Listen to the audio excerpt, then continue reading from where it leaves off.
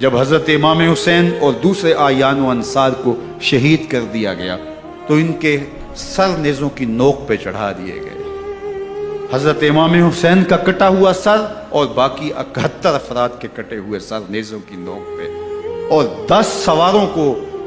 ابن سعد نے کہا کہ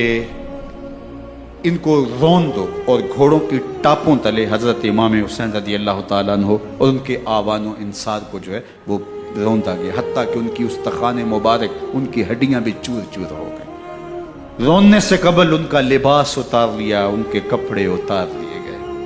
اللہ اکبر، کیسی دردناک گھڑیاں تھیں۔ یزید کا صرف یہی بد کرداری کا مرحلہ نہیں تھا، اس کربلا کے صحرا کے اندر یزید نے جس طرح امام حسین رضی اللہ تعالیٰ عنہ کو شہید کیا اور حضرت امام حسین کے خاندان کو شہید کیا، جب مدینہ المنورہ پر یزید نے مسلم بن عقبہ کو مقرر کیا، جس کو بزرگوں نے مصرف بن عقبہ کہا ہے، تو اس کو کہا 3 دن تک مدینے کا حرم تمہارے لیے حلال ہوگا، جو چاہو تم کرنا، اور شامی فوجوں کو اجازت ہوگی۔ تو وہاں بھی انہوں نے 10,000 تابعین اور 700 صحابہ کو شہید کیا۔ حضرت ابو سعید خدری رضی اللہ تعالیٰ عنہ گھر سے باہر نکلے، کافی بوڑھے ہو چکے تھے، تو انہوں نے حضرت ابو سعید خدری کو پکڑ لیا، کہا تم کون ہو؟ کہا مجھے ابو سعید خدری کہتے ہیں۔ تو کہا ہاں تمہارا نام سنا ہے، اور داڑھی سے پکڑ کے کھینچا اور کہا کہ ہے تمہارے پاس جو ہمیں دو؟ تو کہا کہ میرے پاس تو کچھ بھی نہیں، میں تو فقیر آدمی ہوں۔ تو ان کے گھر ان کو لے گئے، تو 2 کبوتر رکھے تھے حضرت ابو سعید خدری نے، تو وہ کبوتر لوٹ کے لے گئے۔ اللہ اکبر۔ حضرت ابن سنان رضی اللہ تعالیٰ عنہ کو، جو حضور کے علم بردار تھے فتح مکہ کے دن، ان کو ستو پہلے پلائے اور پھر ان کی گردن کاٹی گئی، اور کہا یہ ہے وہ ستو جو تم زندگی میں آخری بار پیو گے۔ ایک گھر میں داخل ہوئی شامی فوج، تو ایک خاتون کے ابھی بچہ پیدا ہوا تھا، اور قابلہ نے، دائیا نے، وہ بچہ ماں کی چھاتی پہ لٹایا، اور وہ ماں کا پہلا دودھ پی رہا تھا۔ تو یہ جا کے کہنے لگے نکالو تمہارے پاس جو کچھ ہے۔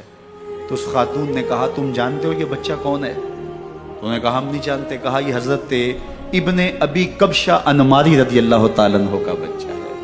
اور یہ وہ صحابی ہیں کہ جو بیت الشجرہ کے موقع پہ حضور کے ہاتھ پہ بیعت کرتے ہیں۔ انہوں نے اس چیز کا لحاظ نہ کیا کہ جو کچھ ہے وہ ہمیں دو، ورنہ تیرے بچے کے نہیں چھوڑیں گے۔ تو ماں بچے سے مخاطب ہو کے کہتی ہے، ابھی بچہ پیدا ہوا ہے اور ماں سے پہلا دودھ پی رہے، کہ بیٹے اگر میرے پاس کچھ ہوتا، وہ قیمتی سے قیمتی چیز بھی ہوتی، تیری جان کے لیے قربان کرتی، لیکن اس وقت میرے پاس کچھ ہے نہیں۔ تو ایک شکی آگے بڑھا اور بچے کو ایک ٹانگ سے پکڑ کے کھینچ کے دیوار کے ساتھ پٹک کے مارا، جس سے دماغ کا بھیجا نکل گیا۔ کیا کیا زیادتیاں نہیں کی۔ 700 صحابہ حرہ کے واقعہ میں شہید کیے یزید نے، اور 10,000 تابعین شہید کیے۔ مسجد نبوی میں ممبر رسول کے ساتھ گھوڑے باندھے، اور وہ ممبر رسول اور مصلی رسول کے قریب لید کرتے رہے۔ حضرت سید عبد المسیب فرماتے ہیں میں نابینا تھا اور حضور کے روضہ انور کے پاس بیٹھا تھا، اور یزید کے سپاہی آتے، جو بھی مسجد میں نظر آتا پکڑ کے لے جاتے، مجھے نابینا سمجھ کے چھوڑ دیتے، لیکن میں پریشان تھا کہ ظہر کا وقت ہوگا، عصر کا وقت ہوگا، مغرب عشاء کا وقت ہوگا، نہ اذان، نہ اقامت، نہ جماعت، تو کیسے مجھے پتہ چلے گا کہ نماز کا وقت ہو گیا، اور کیسی میری نمازوں کا کیا بنے گا؟ میں اس فکر میں بیٹھا تھا۔ لم ازل اسمع الاذان والاقامت من قبر رسول اللہ صلی اللہ علیہ وآلہ وسلم۔ فرماتے ہیں جب بھی پھر نماز کا وقت آیا، گنبد خضرا سے اذان کی بھی آواز آئی، اقامت کی بھی آواز آئی۔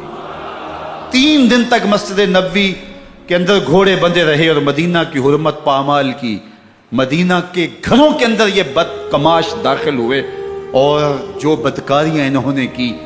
کلیجہ منہ کو آتا ہے۔ 1002 شیزائیں ان بدکاروں کی بدکاریوں کی وجہ سے کنواری حالت کے اندر حاملہ ہوئی۔ 3 دن تک مدینے کا حرم انہوں نے پامال کیا، اور پھر مکہ المکرمہ میں کعبہ اللہ پر گولے برسائے، اور کعبہ کا غلاف جل گیا۔ وہ تو یزید مر گیا، اور حضرت عبداللہ ابن زبیر رضی اللہ تعالیٰ عنہ نے اپنی خلافت کا اعلان کیا۔ یزید کے یہ کرتوت تھے، ادھر اہل مدینہ کو ستایا، ادھر اہل مکہ کو ستایا، اور رسول اللہ صلی اللہ علیہ وسلم کے خانوادے کی بے حرمتی اور توہین کی، نہ صرف انہیں قتل کیا گیا، ان کی لاشوں پہ گھوڑے دوڑائے۔ ابن سعد اور شمر جو ہے وہ خیموں میں داخل ہوا اور مخدرات اسلام کی چادریں چھیننے کی کوشش کی۔ حضرت زینب سلام اللہ علیہ نے مخاطب ہو کے کہا، ہمارے چہرے کے رکھوالے چلے گئے ہیں، ظالم تو خیال نہیں کرتا ہم رسول اللہ کی بیٹیاں ہیں۔ حضرت شہربانو، حضرت زین العابدین اور حضرت زینب سلام اللہ علیہ، ان تینوں کو ایک اونٹ پہ باندھا گیا اور باقی اونٹوں پہ باقی سادات کو، حضور کی شہزادیوں کو باندھا گیا، رسیوں میں جکڑا گیا اور اونٹوں پہ باندھ کر کے کوفے کی جانب آگے آگے شہیدوں کے سر چل رہے ہیں اور پیچھے یہ قافلہ چل رہا ہے۔ اور جب یہ قافلہ وہاں سے گزرا جہاں لاشیں پڑی تھی، امام زین العابدین 14 سال کے تھے اور بیمار تھے اور ان کا حوصلہ نہ ہوا، وہاں غشی ان کے اوپر آنے لگی۔ اور وہ منظر ابن کثیر نے، باقی لوگوں سب نے لکھا ہے کہ پھر جب ان کی یہ حالت ہوئی تو پھر سیدہ زینب سلام اللہ علیہ، جنہوں نے ابھی تک بڑے حوصلے کے ساتھ ساری مشکلات کا مقابلہ کیا تھا، اب ان کے بندھن ٹوٹ گئے اور آنکھوں سے آنسو بہنے لگے اور سیدہ زینب نے امام حسین رضی اللہ تعالیٰ عنہ کی لاش پہ کھڑے ہو کے، اور وہ روندی ہوئی لاش، ٹوٹی ہوئی ہڈیاں اور وہ برینا بدن، کٹا ہوا سر نیزے کی نوک پہ اور لاش یہ پڑی ہے، تو حضرت سیدہ زینب نے مدینے کی طرف منہ کر کے جو ہے وہ حضور سے فریاد کی، یا محمد آہو، یا محمد آہو، ھذا حسین بالآراء مزمل بالدماء، یا محمد آہو بناتوں کا سبایا۔ یا رسول اللہ، اے پیارے آقا، یا جدہ ہو، اے ہمارے نانا محترم، یہ دیکھیے آپ کا حسین پڑا ہوا ہے، بدن سے کپڑے اتار لیے گئے، خاک ہوائیں اڑا رہی ہیں اور اس کے اوپر چادر جو ہے وہ مٹی کی پڑ گئی ہے، حضور آپ کی اولاد کاٹ دی گئی، اور پھر کہا بناتوں کا سبایا، حضور دیکھیے آپ کی بیٹیوں کے ہاتھ باندھ دیے گئے ہیں، اونٹوں پہ کس دیا گیا ہے، سر شہیدہ آگے آگے چل رہے ہیں، اور حضرت سیدنا امام حسین کا آگے آگے سر ہے۔ راستے کے اندر ایک جگہ آئی، رات گزری اور ان کو اتارا گیا۔ رات کا موقع تھا، ایک خاتون آئی اور اس نے کوئی کھانا پیش کیا ان کو اور کہا کہ میں کسی زمانے میں حضرت سیدہ فاطمہ زہرا کی نوکری کیا کرتی تھی، ان کی لونڈی تھی، ان کی کنیز تھی، اور آج مجھے پتہ چلا کہ آپ لوگ گزر رہے ہیں، تو میں نے کہا کہ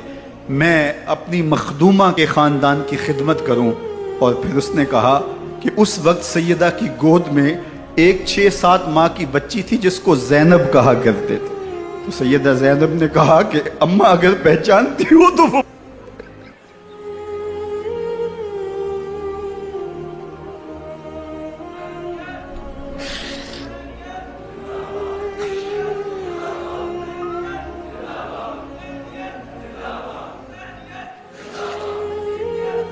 یہ تاراج اور لٹا ہوا کارواں پھر وہاں سے کوفے میں کیسے پہنچا، اور کوفے کے اندر سیدہ زینب سلام اللہ علیہ نے وہ یزید کے دربار میں، ابن زیاد کے دربار میں وہ جرأت آمیز جو باتیں کہیں،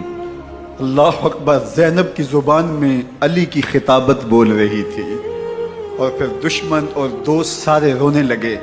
اور وہ کیا دل گداز منظر تھے۔ اور پھر یہ سروں کا قافلہ اور سادات کرام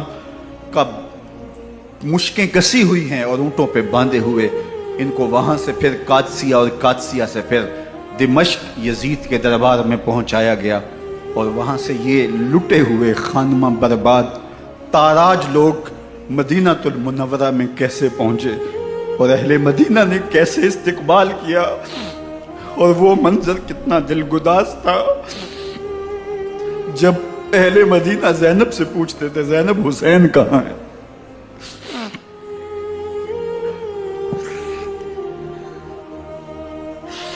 بے مروت بے وفا